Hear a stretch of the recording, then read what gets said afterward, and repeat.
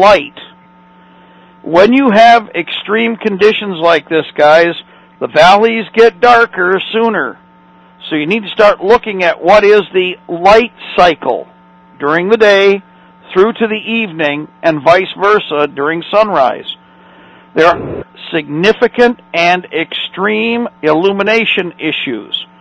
This creates problems, and it's also why attacks take place in the pre-dawn or in the dusk hours, because of lack of adaptability by the defenders with regard to vision. That's why a pre-dawn attack is preferred, and that way you also have the whole day to fight in daylight. And then when you get into the dusk hours, well, if you have to extract yourself or withdraw, it gives you the opportunity under cover or under disruption of natural vision to get the job done. So again, these are things where your locals already have the answers. It's not like they're move-ins, guys. The ranch has been there since the 1870s. What does that tell you?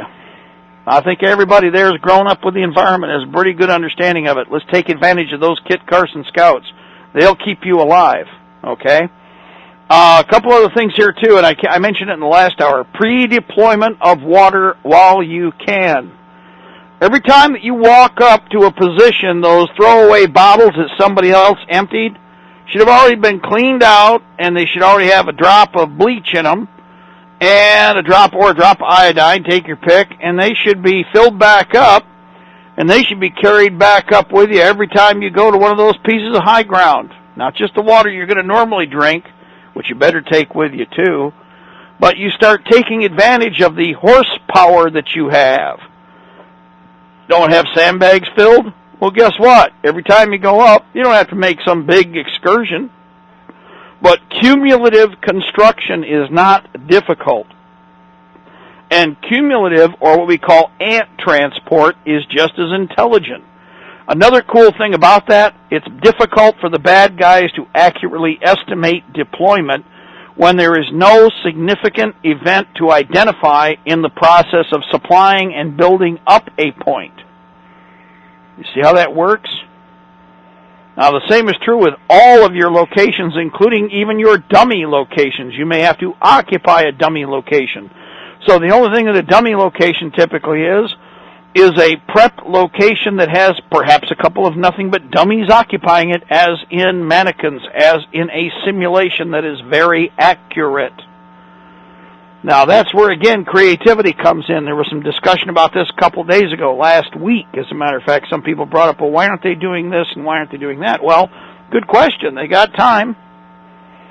They've got the manpower. And whatever they're doing, when you get into the hazy parts of the day where you can't be running around, that's when you're doing all the manual work that needs to be done that is tedious, where you sit down under cover, get into a position, and get the work done.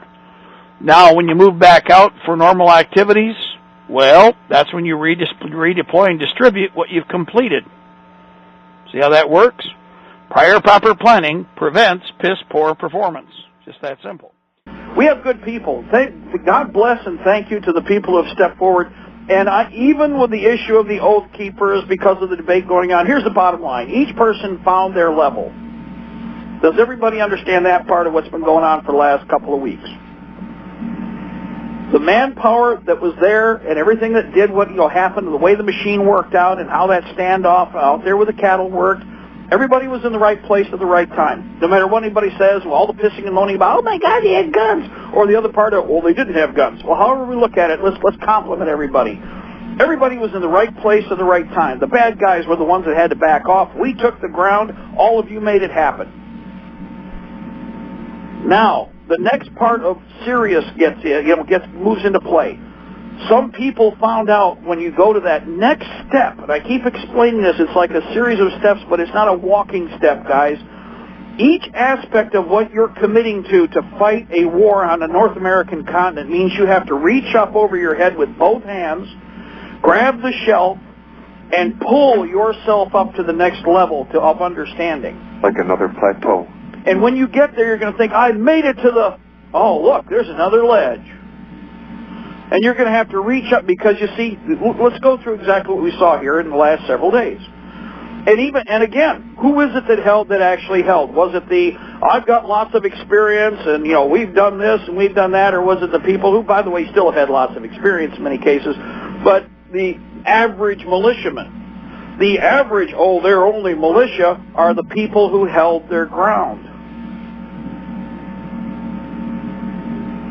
Oh. Now, the other people, they found out what their level of acceptance, you know, or sure, you know, of understanding acceptance of their perception of to what degree they would perform or how they would perform. Well, they found out for themselves. In their actions, they found out for themselves. How comfortable they can be. Yeah. Again, I'm not panicking by that. I don't like it. And there's no excuse they can come up with that works. So I'll qualify this from this point forward. Here's our basic rule in the militia. Nobody leaves a situation with non-combatants, women and children on the ground ever. Do you understand that? We have trained at this for years, we even in the military were told the same thing. If I have committed to a mission and I have dependents, people who are non-combatants, I am not leaving. I do not move from the location because I am supposed to be the sword and the shield arm, guys. I bear the shield to defend. I use the sword to put down. You see how that works? Now let's make that an axiom for everybody that is a man.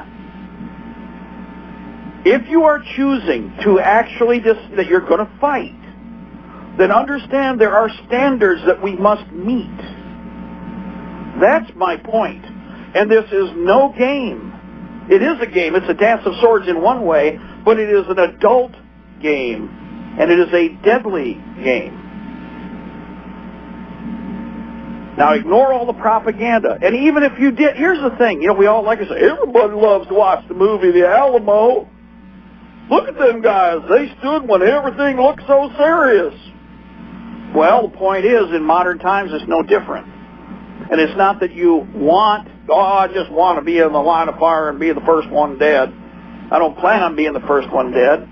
But it's the idea that I've already agreed that I was willing to pick up the sword and the shield, and I bought the latest in fashionable camouflage. And that means that apparently I have committed to a track that, you know, requires me, in fact, I have a responsibility to act in a certain way. So ask yourself, in what way should I be acting? How should I perform? Why am I here? I have no illusion when I've ever stepped out onto the battlefield or in any of these standoffs why we're here. And in fact, several times we have accepted the idea, yeah, looks like we're going to get hurt, dead, or whatever, but oh well, that's the price to pay, kids. And you know what? With the right attitude, it ain't going to happen anyway. You know what? For all they've tried, we're all still breathing here, guys, so I'd say we've done okay. Everybody's done their part. Some more so than others, you know, many with finding their mettle or finding their limit. I'll accept that, but we do have to tweak the machine, and we need to be prepared now because the bad guys are coming back.